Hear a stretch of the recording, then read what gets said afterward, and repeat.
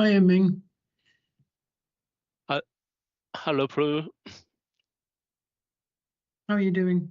Yeah, I'm fine. I just got a really bad cough. Oh dear. Yeah, I think some viral going on. I went to Central London for a meeting. Probably I got it from I don't know, transport for London or whatever. Yeah, but it's getting Oh better. dear. I supposed to be in Bohan whole day.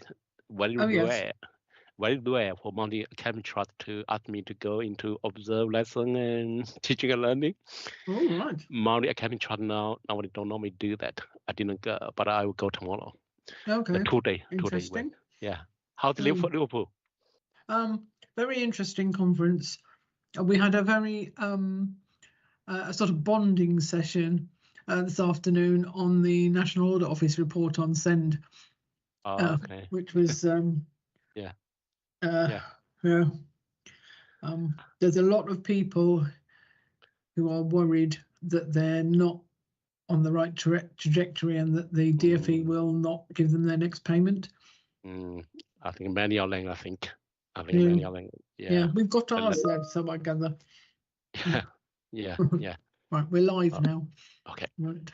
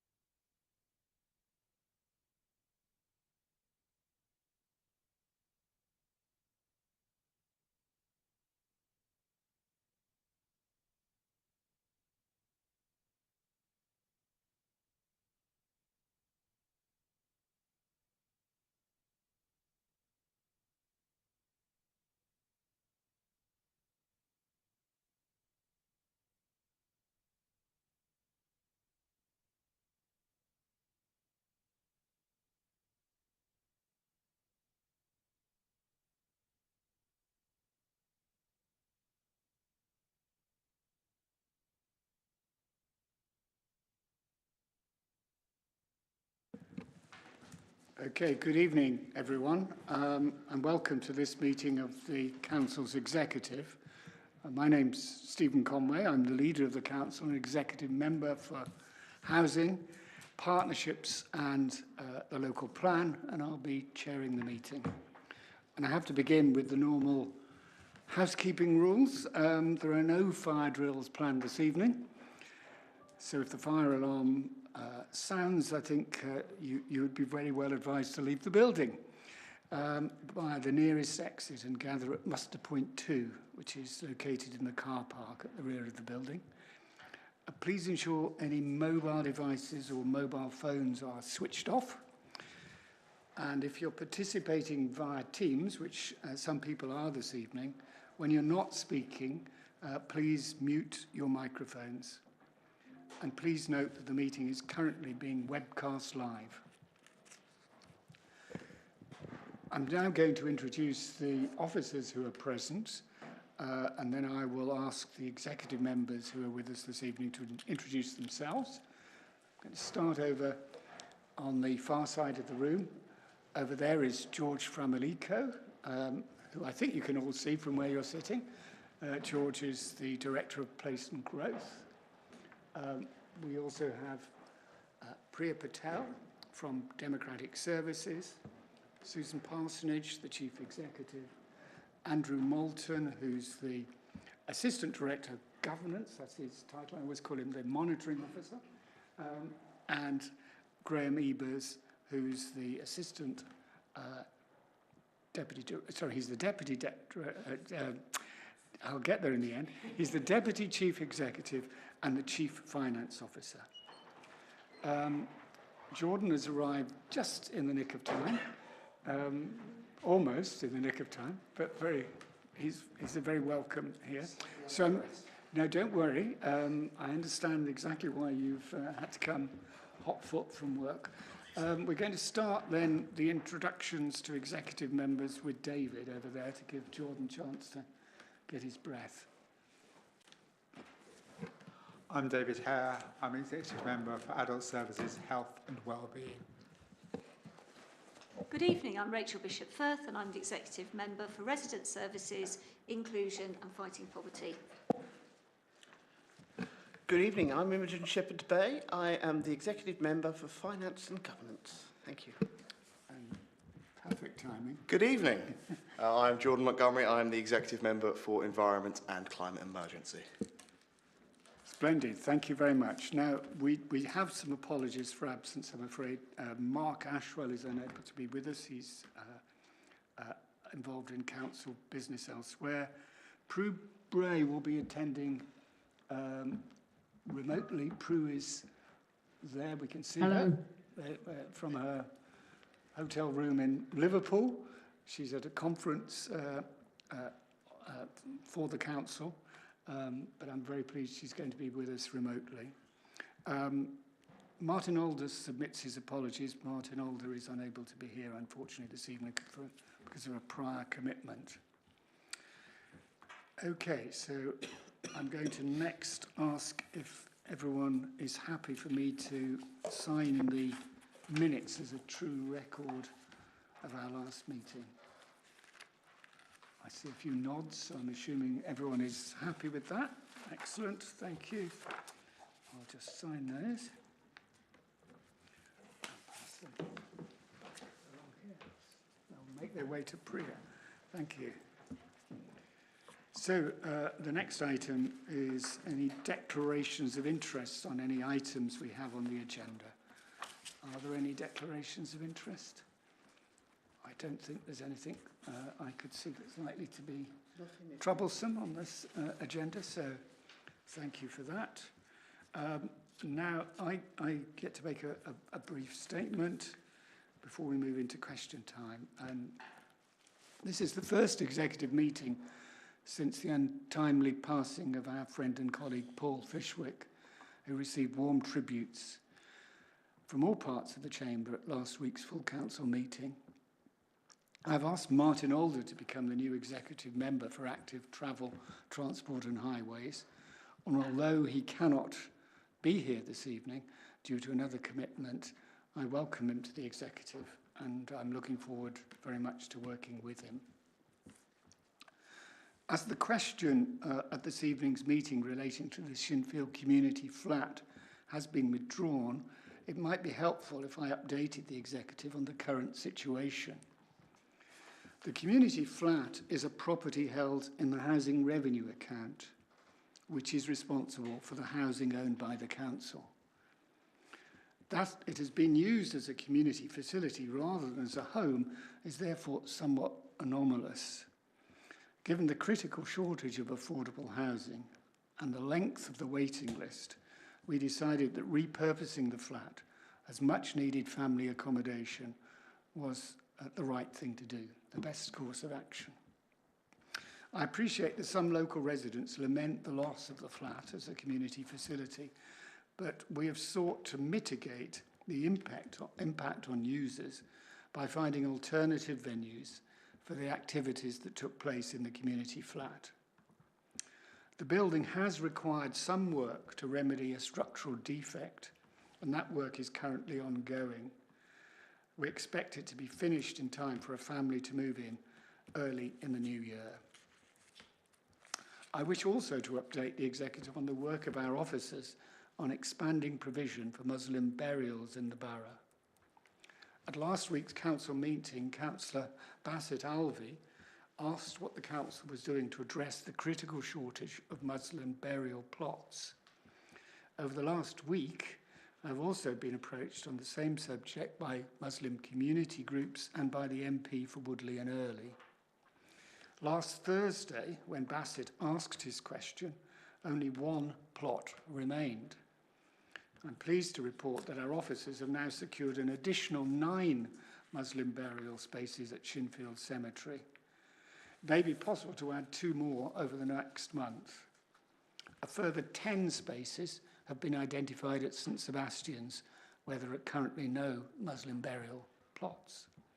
These additions should address the problem in the short term. In the longer term, we will be seeking to work with other councils to expand capacity. I'm sure executive colleagues would like to join me in thanking our officers for their speedy action to address this acute problem. That's all I want to say in my statement, so thank you very much for listening to it. We now move on to item 46, which is public question time. And the first question from Jackie Rance, as I've just indicated, has been withdrawn. So we move straight to Peter's question. Peter Humphreys. I call you Peter because I feel you're very familiar to us as a frequent questioner, Peter, and it's always good to see you. Would you like to ask your question, Peter? Thank you for the welcome. As you'll be aware, a high percentage of trees planted in the borough by developers die through not being watered during the formative period. As well as this deliberate neglect, trees are also uprooted by developers. A very recent example occurred in Belfoundry Lane when developers uprooted around a dozen trees to repair a badly constructed wall. The repairs have been completed, but no attempts have been made to replace these trees. As it is now the tree planting season, the council could, but hasn't, requested replacements at the Eldridge Park development, part of the North Wokingham Strategic Development location. The council spin doctors are happy to issue figures stating how many trees are planted by developers, but it's already been established in an answer to one of my public questions that the council do not deduct trees which are dead within a couple of years of planting. As it seems to be too difficult for officers to count the dead, what is stopping the council deducting circa 20% from the gross total and or requesting replacements from developers at their cost? Thanks for your question, Peter, and bringing this important matter to our attention. New tree planting and its maintenance is important to us, given the role that trees play aesthetically and in terms of environmental benefits. The trees which have been removed were part of the approval of landscaping details for the Bell Farm residential development. This permission includes a condition which requires the replacement of any trees, shrubs or hedges which are removed within 5 years of the development being completed. It also appears that the wall repairs have not been built as per the approved plans, and as such this matter will be investigated by our planning enforcement team, and we will pursue the replacement of the trees with the developer. It's worth noting that council officers routinely require developers to replace trees that have failed in the first few years. That 5-year condition is a standard condition we try to attach to all new developments. While budget pressures have reduced the compliance resources available to us to keep tabs on every new tree, given the very large number that are now being planted within the borough, we're of course extremely grateful for residents like yourself bringing these things to our notice. You're helping us really to be able to be more fleet of foot in reacting by bringing these things to our notice. So I'm grateful for that, and thanks very much.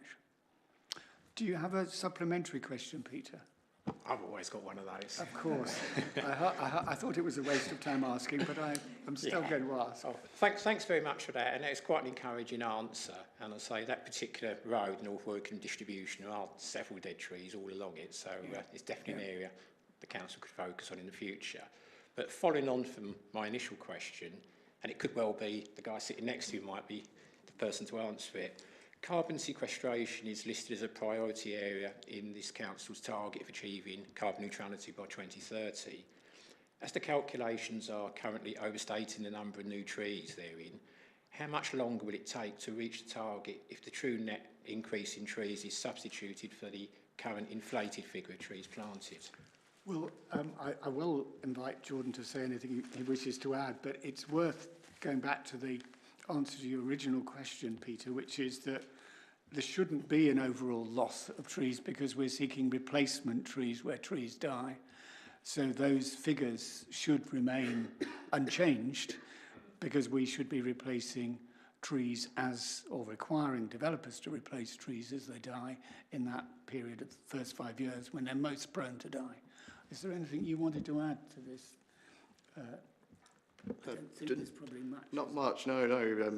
Only briefly, I believe you mentioned a 20% sort of arbitrary figure perhaps being applied, but there really isn't any figure that really could do that justice, given that we are tackling this when it's identified. As Stephen kindly mentioned before, there is an issue with the level of resources that we have to routinely monitor these areas, but when we do identify them, we are taking action and we are holding developers to account for replanting.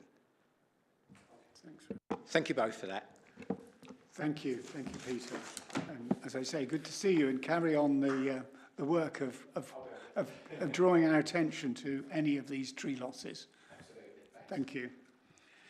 Right, now we move on to item 47, which is councillor question time. And I don't think we have any councillor questions, no. Thank you. So that means we can move rapidly on to item 48 on our agenda, which is on page 15, and it's Treasury Management Mid-Year Update 2024-25, and it's going to be presented by, of course, Imogen. Hello, Stephen. Thank you. Yes. I mean, it's obviously absolutely vital that what money the council does have is that we manage it properly and invest in it properly and make sure that it's being used in the best possible way. And, you know, we don't have to, if we're using our internal balances, that we don't have to go externally and borrow externally, because borrowing means the interest payments have come from our revenue account, which is the one that's got the most pressure on it. So it's better not to do that. I think in this report, the key things that of note really are in point 3, where it states at the end of September 24, the forecast of the total external general fund debt is 118 million as of March 25, which reduces to 108 million after taking into account cash balances, net indebtedness, and is considerably lower than the estimated that we'd set out in the strategy of 171 million. Reducing our interest costs in the current economic climate, of course, is quite key. Point 5 highlights the forecast general fund capital financing requirement at 31st of March 2025 is significantly lower than the estimates set out in the strategy at 392 million from 434 million, which will be achieved through reducing in-year capital spending, in-year capital spending and maintaining significant levels of debt repayment. All of these approved indicators set by the Treasury Management Strategy and adhered to, with the exception of the housing revenue account. And this is because we are ahead of our spending on Gorse Ride than planned, but it will be fully paid back in future years. And I'm assuming that bringing that money forward is good, probably because we're building more houses than we expected. Yeah. So it's really quite a good news story for anybody reading it. Thank you, Imogen. Are there any questions or observations anyone wants to make on this item on our agenda, the Treasury Management mid-year update? The only thing I would wish to say is something that just amplifies the point that you made right at the beginning, Imogen, that the council is under financial pressure, as all councils are. In our case, that financial pressure is not helped by the fact that we've received the lowest level of core revenue support of any unitary council. 151 councils that provide adult and children's services, and we're ranked 151st in the amount of money we receive. And most shocking of all, in many ways, the 150th receives twice as much as we do. So that gives you a context in which it becomes vitally important that we manage the money we have as effectively as we can. As you rightly said, that's what we're striving to do, and there are some very encouraging signs here. And I would agree that Wokingham, here at Wokingham, we do a very good job of that, and almost an exceptionally good job of that. And obviously, with the recent financial changes that affect councils, you know, we have extra money that we need to find. So. Yeah, indeed. And I think it's appropriate for us in the context of that really challenging financial environment and the really signs of extremely good management of our resource, but to thank you and to thank Graham and all of those in the finance team who have played a role in helping us to be in as good a position as we can be in these difficult circumstances. So thank you, everyone. Okay, if there's no further comments or questions, I think we can go to the recommendations on page 15. As you can see, there are 5 recommendations set out there. I think they're all fairly straightforward. Is everybody happy then to support those recommendations? If you are, please show. That's everyone. Great. Thank you very much indeed. So we now move on to the next item on our agenda, which is on page 25. And this is the point at which I'm going to invite Prue to join us online, because this item is the Wokingham Post-16 Send Hub. Without stealing any of Prue's thunder, I think I can say I believe this to be an extremely good news item. So, Prue. Thank you, Stephen, and apologies if I look away occasionally, only I've got no printing facilities here, so what I want to say is on another screen, so I will have to look at it occasionally. As you said at the beginning, I am currently at a conference in Liverpool. It's the National Children's and Adult Services Conference, and yesterday afternoon I went to a presentation workshop that was very apposite for this evening. It was about how we can help young people in their transition to adulthood when they've got special educational needs. And as part of their presentation, they featured a video about a child called Elliot. And I won't go into the entire video, but one of the quotes from it that stuck with me for today is Elliot said, "I want to do the things normal people do." And that's really what this is about. We need to provide opportunities for young people with SEND when they hit 16, because they deserve the chance to develop their skills and have access to a wider range of courses, vocational training, apprenticeships, internships, work experience, and jobs, but also independent living skills. And our offer for children with additional needs at the age of 16 within the borough is really quite limited at the moment. And our young people have to rely mainly on going to college outside the borough. And those settings are very good, but they're not particularly tailored to our young people. And they're not as accessible as if we had something more local. So what this proposal does is expand what is available within the borough. The location is much closer to people. It couldn't really be more accessible in the old library by public transport. It's got the train station nearby, we've got bus routes nearby. It's close to employment opportunities. We're calling it a post-16 SEND hub, but it's actually an education setting. And it has classrooms in which people will be taught. And because the library was designed as an accessible building, those classrooms are fully accessible, so ideal for this use. And all that will be very hard to deliver in any other building. And you can see the options which have been considered and discarded in the report. I think it starts about page 29. The cost of this is already factored into the medium-term financial plan. It is an invest to save project, and it will start delivering those savings, cost avoidance really, pretty quickly. But it's not only a way of saving some money, it's also a huge service improvement. I suppose I'd like to finish by saying that all children deserve to be able to develop to their own full potential. And sometimes when children have those additional needs, their journey towards adulthood can be quite scary and difficult for their families because they want the best for their children and they can see all the obstacles that lie in their way. We know that there are some children who will never be able to live independently because of their needs, very complex needs, and they won't be able to have a job. But there are also many children who will be able to do both those things if we can just lever in a bit more support of the right kind. And that's why I find this project so exciting, really. It's an opportunity to do what Elliot said, to give more young people with additional needs the ability to do more of the things that normal people do. It's the right thing to do, and I hope you're all going to vote for it. Thank you very much, Prue. I think we're all very much committed to the idea of enabling everyone or helping everyone to achieve their full potential.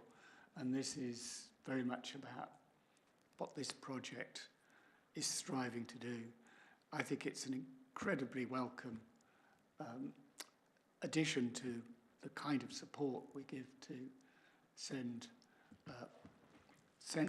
pupils and post-16 now SEND pupils and those who are no longer pupils will get support from this new hub, and I'm really, really pleased. It's an excellent use, as you say, of a really good centrally located facility, and I'm delighted. And thank you very much for the work you and your colleagues in Children's Services have been doing to try and make this happen. It's really good news. Is there anybody who'd like to add something? Imogen. I too am very pleased that this has been put to good use. I would have hated it to be put to anything more taken out of public use, because obviously once it's left public use it wouldn't be coming back in.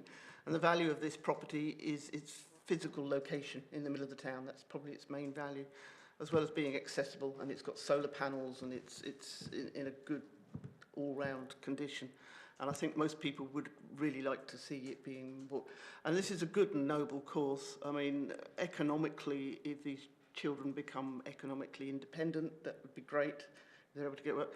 And even if they don't, the more skills they acquire, they are, you know, if I put money on it, it's easier to look after children who have more skills of their own, or people rather than those that don't. So it's all good value in the long run for all of us as a society. It is in lots of ways an invest to save initiative. I agree. Anybody else wish to add anything? I don't imagine we're going to get anything but warm support for this. Can I then draw your attention, colleagues, to the recommendations on page 25? The first of those is we note the business case and options appraisal for the new hub. The second is we agree the funding and financial implications. And the third, that we allocate the first floor of the former library on Denmark Street as the site for the development of the post-16 Send Hub. And the final recommendation is that we request Children's Services ONS, Overview and Scrutiny Committee, that is, to consider the project and provide their comments on the details of the report, the scope of the post-16 offer, and when the details have been finalised, the implementation plan. So we do want to involve Children's Services Overview and Scrutiny Committee, and you would be formally making that request as the fourth of these actions. So if everybody's clear what we're being asked to support, can I just ask for a show of hands? And everybody is very keen to support that. If you would have, I know, voted for it, Prue, if you had the right to vote. I would, and thank you everybody, and thank you to the officers who brought this project forward. Yeah, thank you very much, Prue. That brings us to, I think, the close of this meeting in extra quick time. This must be one of the shortest executive meetings I can recall, and there have been quite a few short ones, so this is excellent. It means that after a short interval, we'll be able to move on to the next meeting that we have this evening, which is the Shareholder Committee, but that's not going to necessitate all members of the executive to be present. So thank you very much, everyone who has come along this evening, and good evening, and I hope you are able to enjoy the rest of what's left of your evening. Thank you very much.